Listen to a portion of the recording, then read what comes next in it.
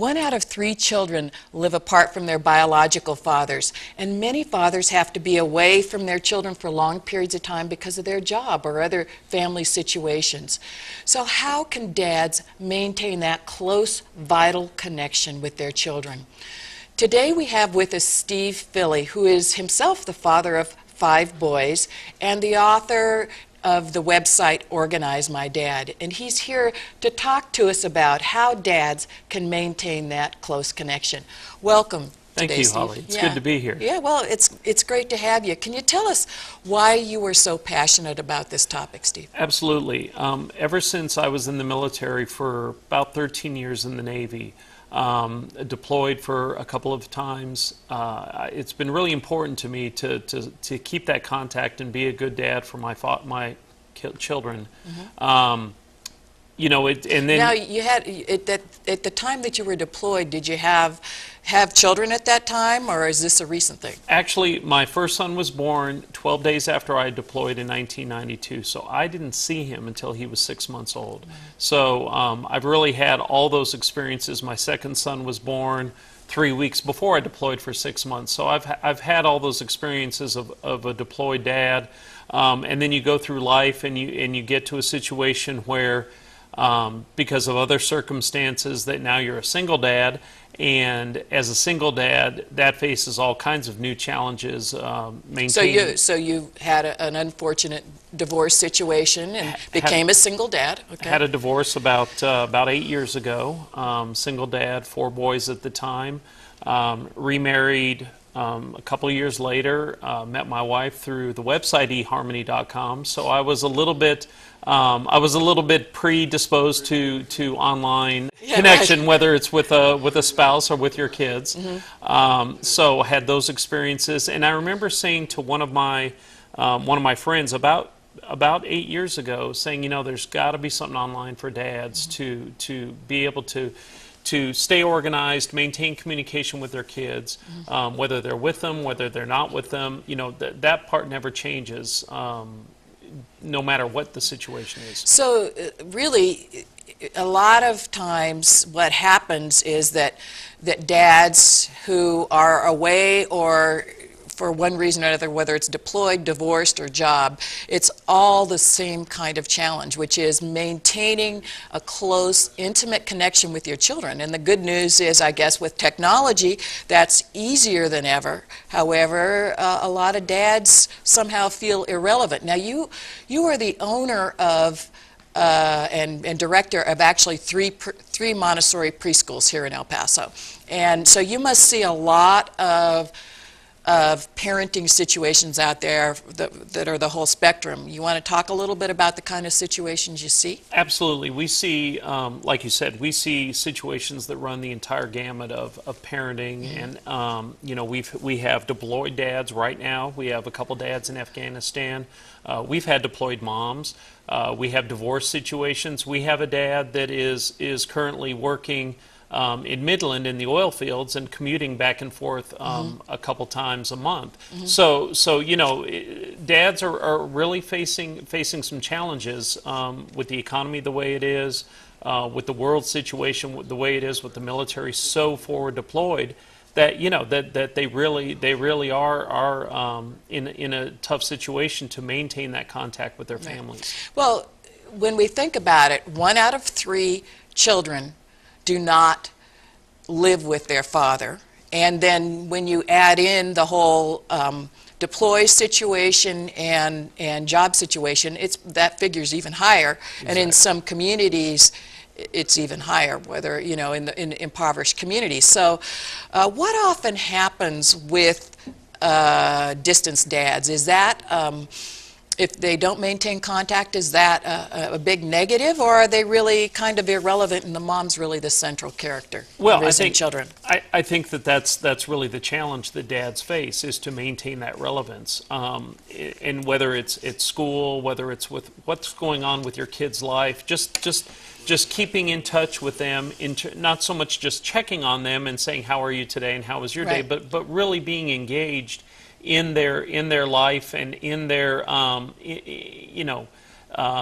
in what's going on at school, with their friends, with with what they have with extracurricular activities, Mm-hmm. you know, being really engaged in that, and not just checking in. Yeah, and like how's it going today, son? Right, Or right, because when you exactly. we all know I have 4 children of myself, and I know if I ask those broad, open-ended questions, how was school today? What do they respond? Fine. Fine. Yeah, right. And so, Good, fine. yeah, and so the challenge is to maintain that close connection. How do Right. you do that? Right. And particularly if there's a divorce situation going Right. on, then it's even more difficult because there may not be a lot of information forthcoming. And so we know from the Fatherhood Initiative and many other major research studies that have been done that the father's role is absolutely vital in the positive socialization, achievement, emotional health, physical health of children. I mean, the Exactly. statistics are overwhelming. So what you're doing is something that is vital to the health of our children, the health of our nation. And so you've basically developed a free website. Exactly. Yeah, and you want to talk a little bit about that website? Sure, I'd be happy to. The website is www.organizemydad.com. Kind of a catchy Yeah. URL.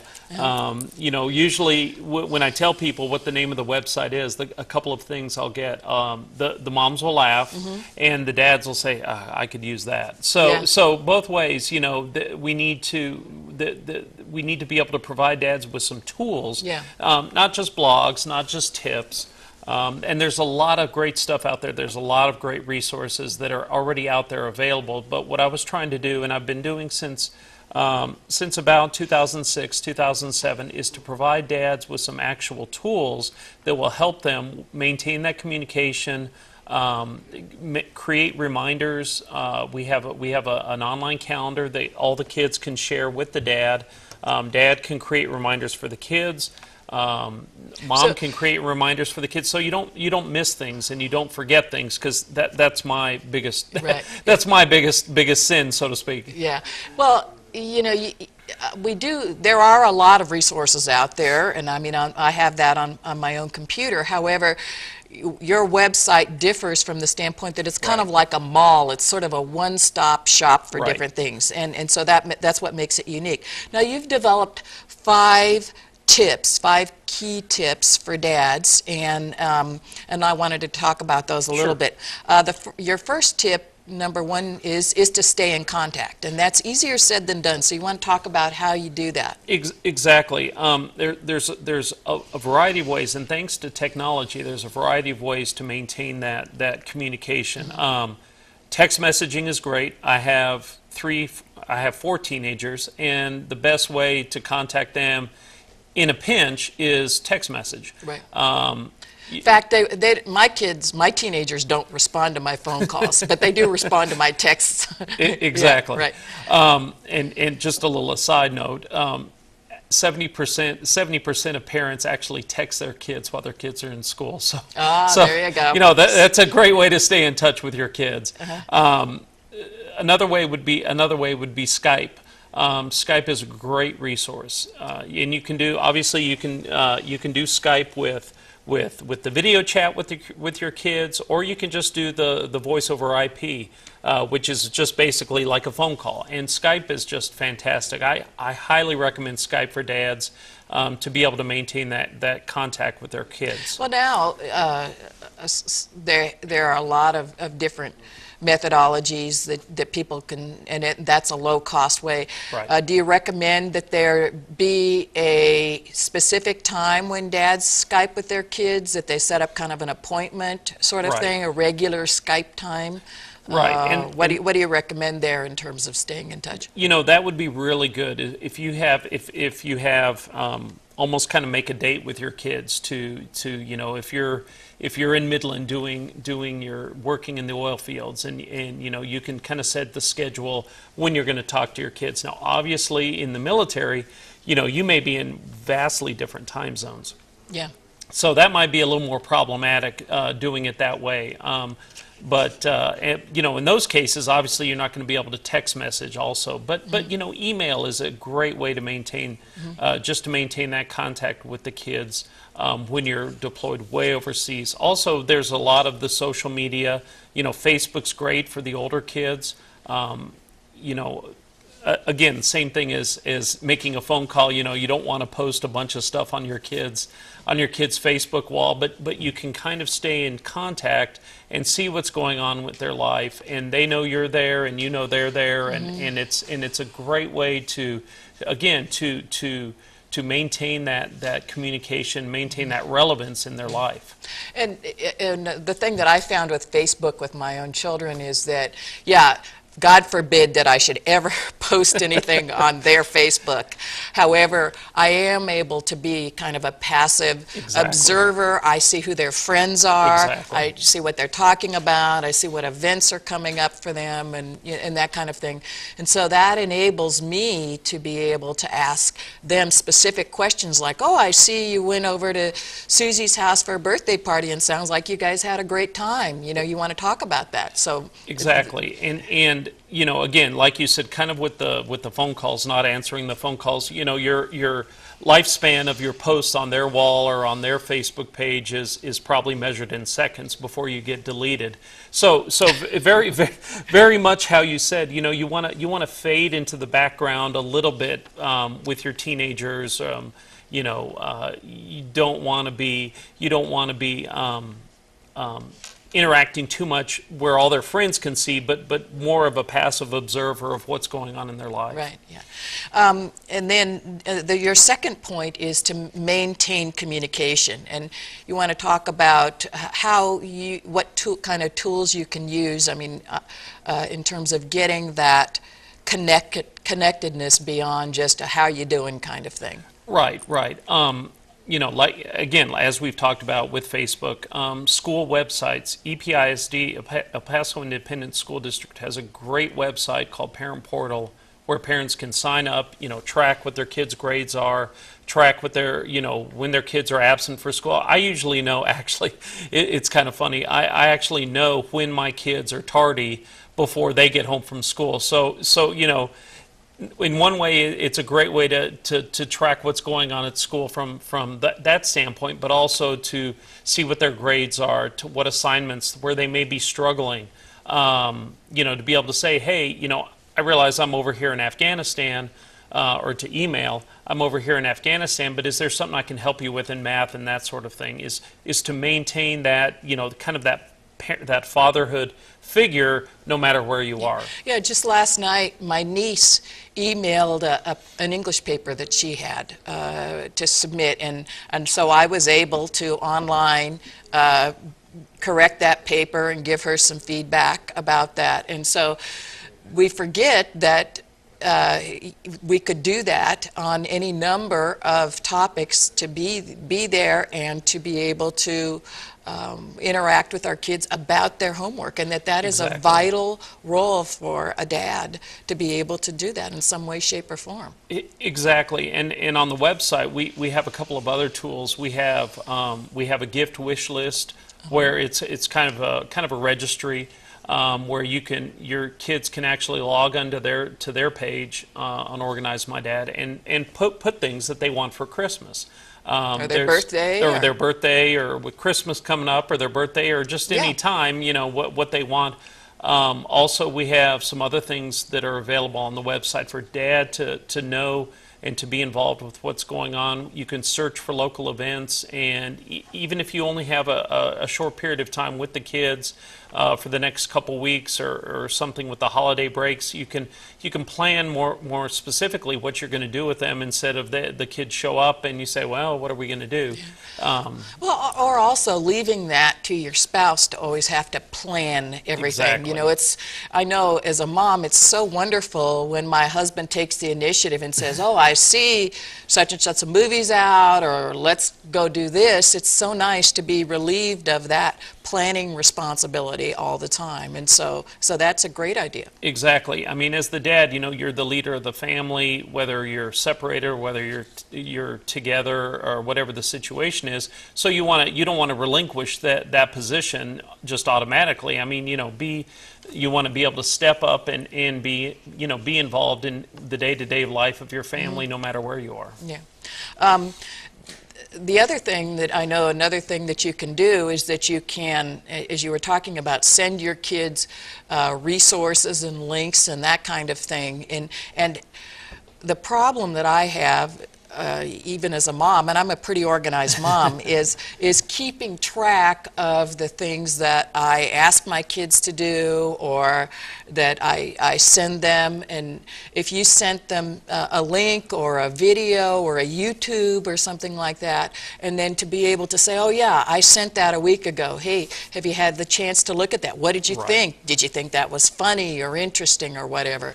It just seems like there's so many things to keep track of. Having them all in one place is a big help. Exactly, and that was my idea, is just to be able to have, as you said before, have one-stop shopping for dad, and we have a lot of moms that use it, and we have a lot of dads that are in different situations. I've kind of moved beyond the original divorce phase and remarried. And so that's a whole new time in your life. So you've kind of moved beyond the divorce and the hopefully not conflict and that sort of thing. But we have other dads, and my partner, in fact, in Organize My Dad, that are kind of in the middle of a divorce, and so he and his wife, and they're trying to make the best of the parenting situation, and they actually share their Organize My Dad, and it works great. He can put stuff on there, she can put stuff on there, and so they're both kept informed and have a smoother transition from the previous situation to what the new situation is going to be.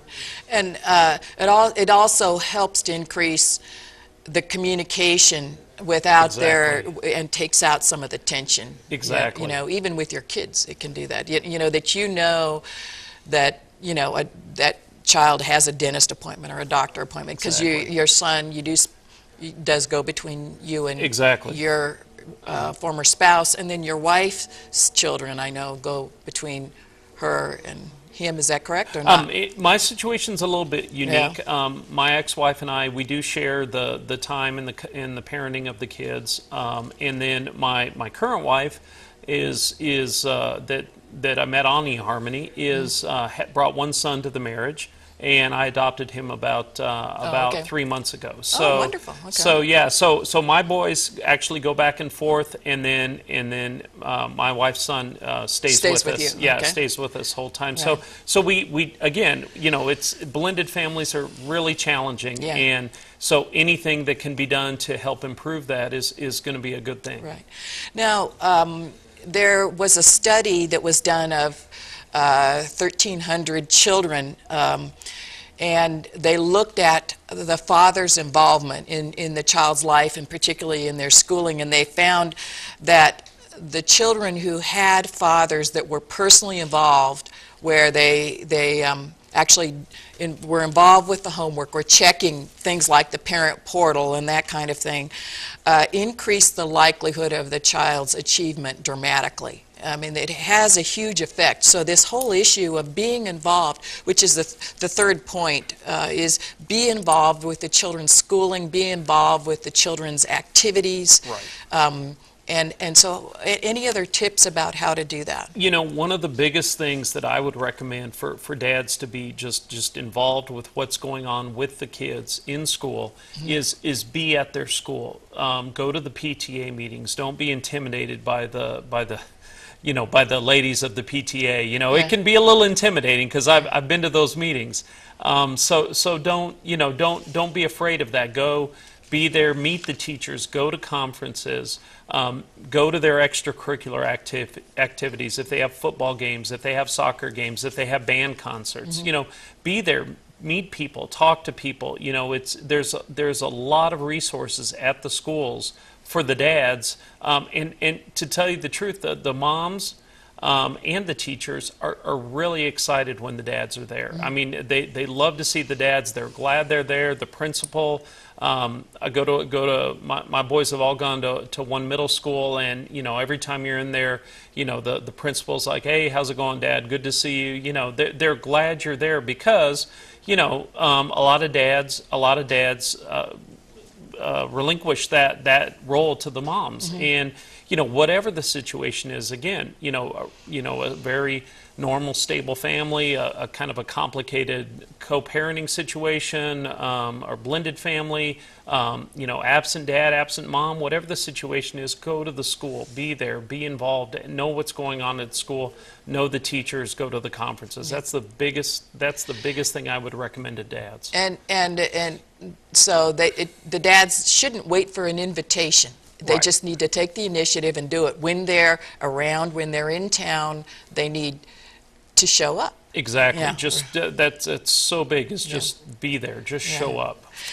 Your fourth tip is to provide guidance and mentor. And there was a study that was done, and it said that father closeness was correlated very, very highly with whether children use alcohol, cigarettes, and hard drugs. That if the closer the father is, the less likely children are going to do that. You want to talk a little bit about providing guidance and mentoring and some tips on how to do that? Yeah, absolutely. I think number one thing for dads is to model behavior for their kids. Being a director of a Montessori school, that is a huge tenet of the Montessori philosophy, is that we are modeling for our children. And I would say is that the same thing for the dads is, you want to model good parenting. You want to model, okay, they're watching everything I do.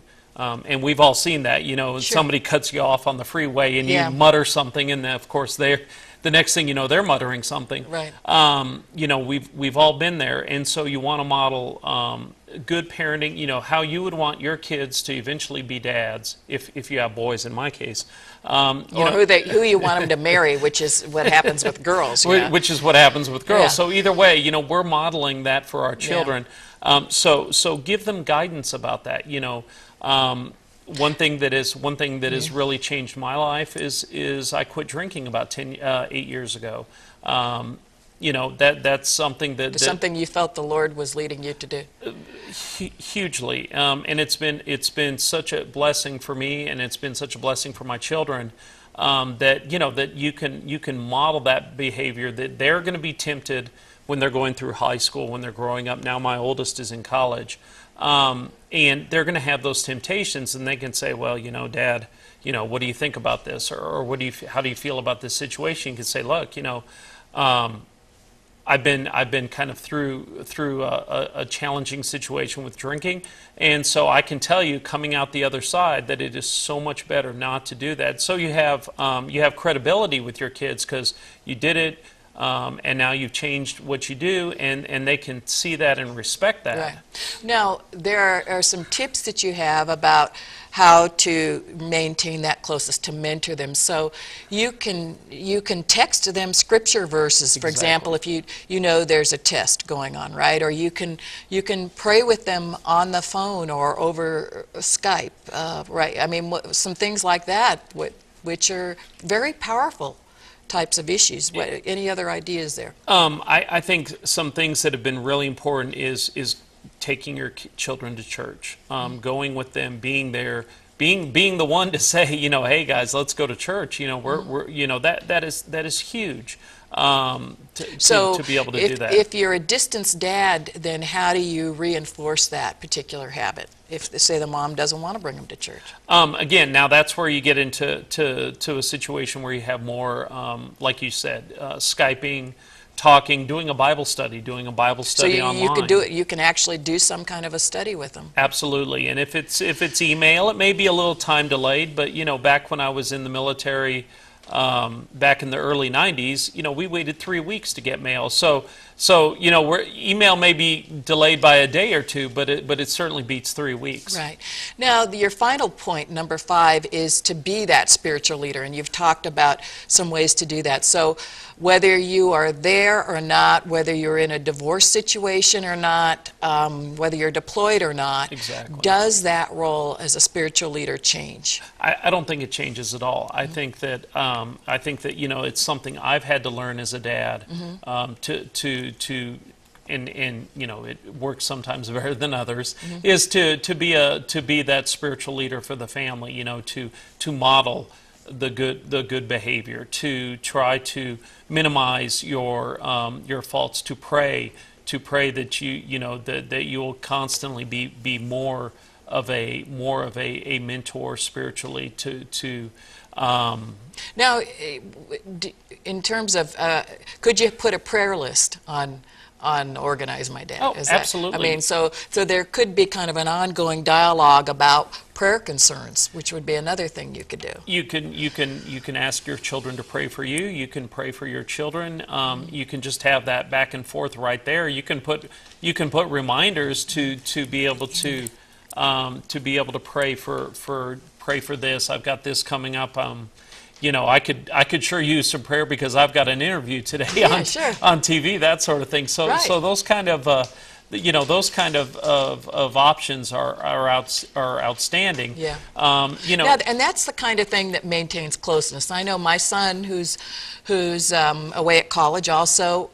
When I know something's coming up, or he knows something's coming up, and we ask one another to pray about something, or I'll just take the initiative and I'll say, I'll pray for that situation, son. Exactly. And that is, I think, the kind of thing that creates those bonds that help our children to navigate life better. And so, we've talked about a lot of different things, but what would be your advice? I mean, nobody can do all of these things at once, and it may seem kind of overwhelming. What would be your advice for a distance dad, to kind of get started in the process of being more involved, more impactful in their children's lives? I think my own example is, in the Bible.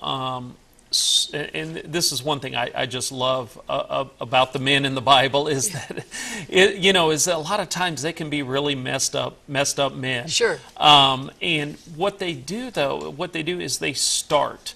They take a step. They get out of the boat. They go in the strength they have. They take that step, and then God's grace and God's strength will give them the strength that they need to continue. What I would encourage every dad to do is just start something. Start doing something. Start emailing your kids. Pick one small thing. Take one small step, and then the Exactly. momentum kind of builds from there. And I think sometimes, I know, when I'm in a situation like that, I just ask the Lord to show me what step to take. God, help me to take that one step, and it's amazing how the Lord answers that prayer. Exactly. I think it really is. And just, I think God wants us to give Him what we got. And whatever that little thing is, He will provide the strength to do the big picture thing. Yeah. We just take that little step towards Him, and He meets us way over on our side and gives us the strength we need. Well, thank you, Steve. It's been wonderful talking with you. And we would like to ask you, do you know a dad who might benefit from these 5 tips? You can send them the link to the show from our website on KSCE. Tell us what you think via the social media. Thank you so much for watching.